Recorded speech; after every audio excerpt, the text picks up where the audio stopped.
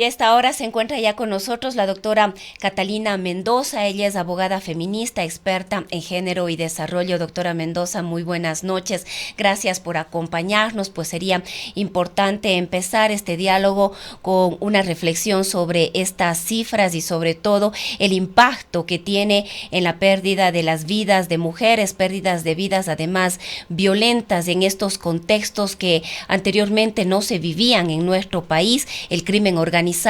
el narcotráfico, estos contextos de violencia que de una u otra manera vemos que también están afectando seriamente a este grupo de la población, al grupo mayoritario de la población, las mujeres. Bienvenida, buenas noches. Muy buenas noches, estimada licenciada Rosana Encalada. Para mí es un gusto compartir el día de hoy algunas reflexiones efectivamente en torno a los retos, los desafíos que enfrenta o que enfrentará el nuevo gobierno en torno a la equidad de género. Y efectivamente, como usted muy bien señala, la violencia de género en contra de las mujeres sigue siendo una de las problemáticas que más preocupan al movimiento de mujeres, al movimiento feminista, porque da cuenta de los procesos de discriminación, ¿no es cierto?, que se dirigen en contra de las mujeres. La violencia es una forma de discriminación, así lo reconoce el Comité de la Convención para la Eliminación de todas las formas de discriminación contra la mujer. Yo diría la peor forma de discriminación que se dirige en contra de las mujeres. Y los contextos, como usted también señalaba con acierto,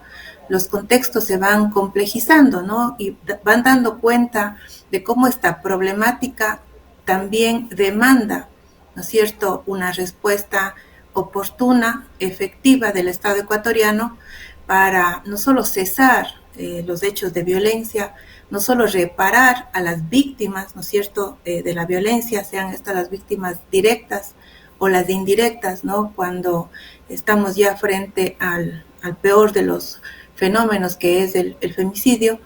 sino también para prevenir, ¿no es cierto?, la ocurrencia de futuros hechos, actos, ¿no es cierto?, de violencia. En este marco, el panorama que es desalentador puede llegar a ser modificado, ¿no es cierto?, puede llegar a ser intervenido siempre y cuando contemos con una férrea voluntad política del gobierno ecuatoriano para destinar, ¿no es cierto?, el presupuesto suficiente, ¿no es cierto?, para poner en marcha planes, programas de política pública, si contamos también con voluntad política para hacer realidad una demanda de las mujeres ecuatorianas que todavía sigue siendo una deuda en cuanto a contar verdaderamente con un registro único de violencia y también para transversalizar, ¿no es cierto?, la perspectiva de género en todo lo que es la institucionalidad pública del país. De ahí que los esfuerzos para prevenir, sancionar y erradicar la violencia todavía no son suficientes, ¿no es cierto? Son indispensables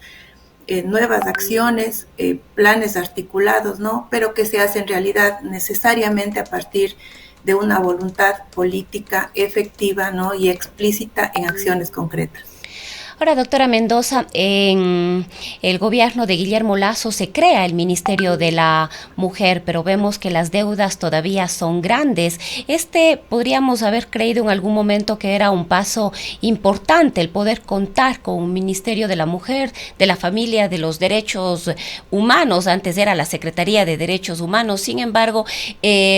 ¿cómo ha quedado este ministerio? Personalmente, como decía, considero que hay mucha deuda todavía en todos estos temas que usted manifiesta, ¿no? El tema de la prevención, el tema de la transversalización, el tema de recursos para poder implementar la ley, para poder implementar planes, proyectos, y quizás la deuda más grande, la de la reparación a las víctimas. ¿Qué se ha logrado con este ministerio? Eh, no quisiera desconocer la importancia de la creación del Ministerio de la Mujer, ¿no? Yo creo que simbólicamente es una señal que puede dar cuenta de un esfuerzo del Estado ecuatoriano para poner en el centro de las actuaciones públicas y estatales los derechos, las necesidades, los intereses relacionados con la equidad de género y la igualdad de oportunidades. Pero no puede quedarse solo ahí en la creación del Ministerio de la Mujer, porque aunque sea reiterativa, para identificar que el enfoque de género permea las decisiones de un Estado, como en este caso el Estado ecuatoriano, al menos tenemos que identificar si es que los presupuestos que están siendo asignados, ¿no es cierto?, en este caso para la prevención y erradicación de la violencia, son suficientes, si es que contamos con una institucionalidad fuerte, fortalecida, ¿no es cierto?, con capacidad real para transversalizar la perspectiva de género, pero también con una institucionalidad fortalecida para implementar acciones respecto de la prevención y erradicación de la violencia. Si contamos, ¿no es cierto?, con cifras, con indicadores, con estadísticas que le permitan al gobierno ecuatoriano, ¿no es cierto?, tener un mapa, un diagnóstico de la realidad social para saber, ¿no es cierto?, qué áreas requieren mayor inversión, qué áreas requieren mayor intervención. Yo diría que estos pilares del proceso de transversalización no necesariamente se han hecho visibles en la actuación del actual Estado ecuatoriano, gobierno del Ecuador. Sin desconocer las acciones que se puedan llevar a cabo, yo creo que el balance es un balance que habla de una deuda. No tenemos estadísticas unificadas. Las estadísticas que usted nos acaba de compartir a la ciudadanía son realmente a partir de los esfuerzos que hace la sociedad civil, la alianza, ¿no es cierto?, feminista para el mapeo de los femicidios, ¿no? No cuenta el Estado ecuatoriano con un sistema de recopilación única de datos en torno a la violencia de género, y si no cuenta con ese sistema, ¿cómo puede intervenir adecuadamente? ¿Cómo puede enfrentar una problemática tan grave como es la violencia de género? Pero si a esto le aumentamos, ¿no es cierto?, la necesidad de interconectar la problemática de la violencia, ¿no es cierto?, con otras dimensiones de lo que significa la igualdad, en realidad el panorama es aún más desalentador. Por ejemplo, si es que no se enfrenta a la violencia de género también con acciones destinadas, por ejemplo, a fortalecer la autonomía económica de las mujeres, y si más bien vemos que las cifras respecto del acceso al empleo y las cifras respecto a las mujeres en situación de pobreza, ¿no es cierto?, da cuenta de que el Estado ecuatoriano no ha logrado revertir aquellos efectos, ¿no?, por ejemplo, de la pandemia, ¿no?, que empobrecieron más a las familias ecuatorianas y dentro de lo que es la población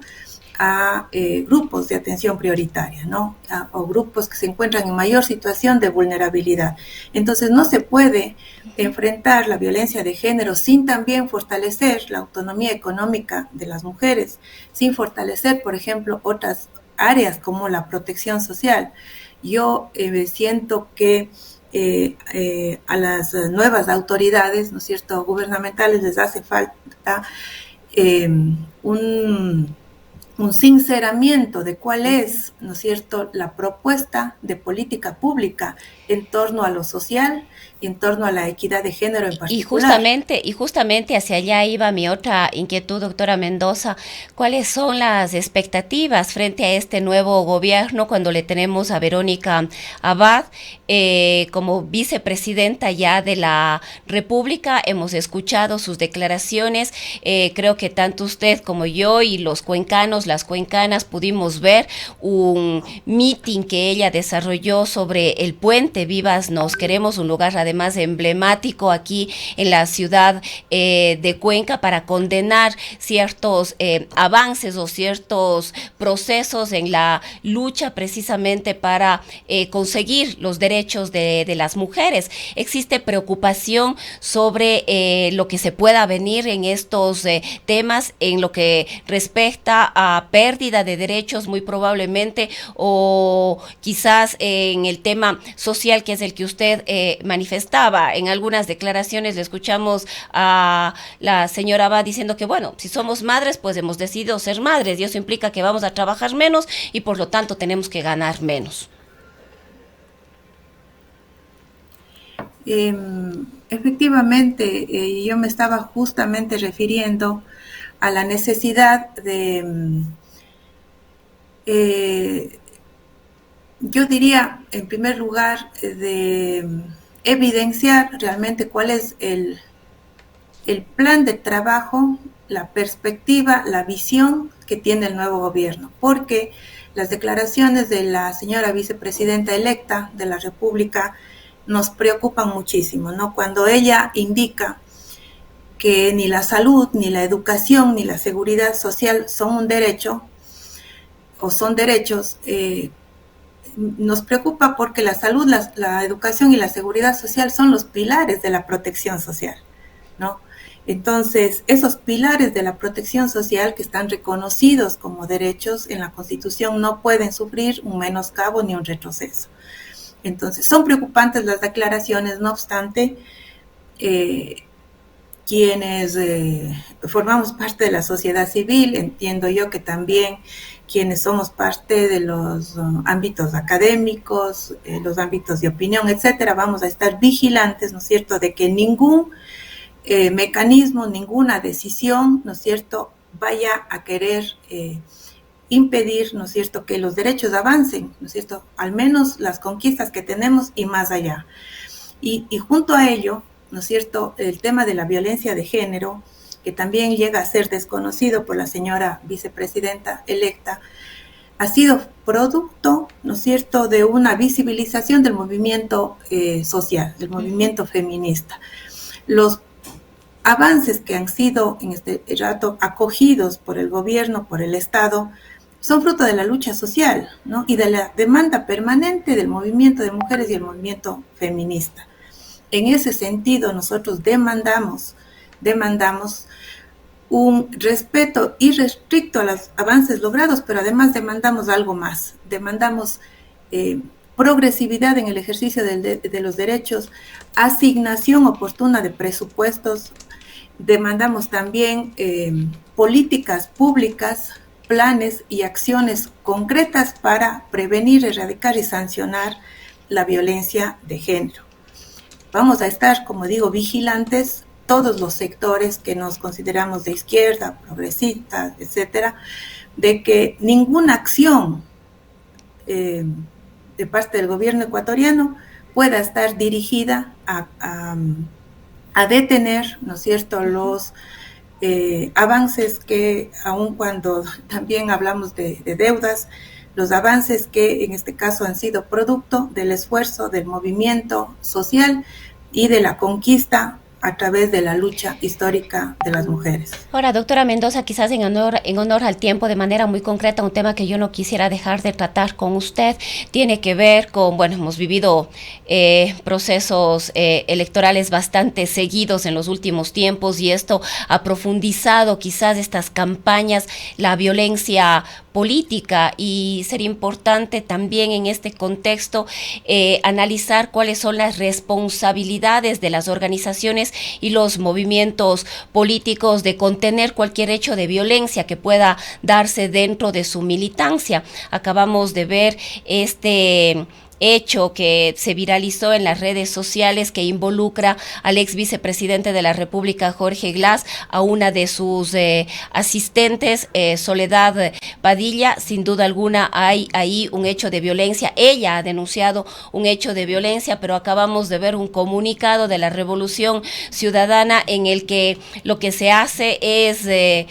expresar un total respaldo al compañero ex vicepresidente, así se dice de manera textual, Jorge Glass Espinel, y al parecer estos hechos de violencia que se estarían dando y que sin duda alguna no será el único y muy probablemente no será el último tampoco, no están siendo analizados, discutidos y sobre todo condenados y erradicados dentro de las organizaciones políticas. No me sorprende porque históricamente los partidos políticos han sido espacios masculinos. No me sorprende porque los partidos políticos históricamente han sido propiedad, ¿no es cierto?, de figuras determinadas, fundamentalmente masculinas. No me sorprende porque la democracia interna de los partidos políticos, que además es una demanda, no siempre involucra una perspectiva de género, o porque no hay democracia interna en los partidos políticos, porque si los partidos políticos son espacios, ¿no es cierto?, que tienen dueño, no me sorprende este tipo de comunicados. No lo conocía, pero si es que hay un respaldo irrestricto, ¿no es cierto?, inmediato a la persona que está siendo denunciada, ¿no?, como agresor, eso simplemente da cuenta de que internamente en los partidos políticos también prevalece estas expresiones machistas, misóginas,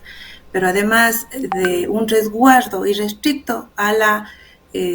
figura del jefe, del dueño o del compañero del partido político. Hubiese esperado que al interno de cualquier partido político, sea la Revolución Ciudadana o cualquier otro, ¿no es cierto?, frente a una denuncia de violencia de género,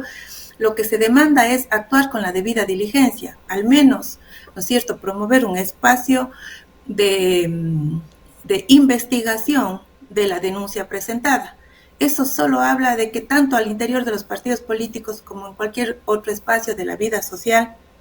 e institucional siguen prevaleciendo estructuras patriarcales que lo que hacen es naturalizar la violencia o querer ocultar. Eso solo llama o manda un mensaje, ¿no es cierto?, que frente a la violencia de género sigue prevaleciendo la impunidad, que frente a la violencia de género sigue naturalizándose una serie de prácticas que están atentando contra los derechos humanos, en este caso de las mujeres, y que la democracia tiene que ser también no solo hacia afuera, sino hacia adentro. Demandamos también al interno de los partidos políticos, ¿cierto?, un real compromiso para luchar por los derechos de las mujeres en contra de todo tipo de violencia, porque si no se hace eso al interno, ¿cómo esperamos que se lo haga, ¿no es cierto?, al momento de conducir los destinos de un Estado, ¿no?, de un país o de un gobierno? Bien, doctora Mendoza, queremos agradecerle por haber compartido con nosotros esta noche. A usted muchísimas gracias. Ha sido la doctora Catalina Mendoza, ella es además catedrática de la Universidad de Cuenca, experta en género y desarrollo. Son las 19:55. Llénate de inspiración con Alma, la nueva colección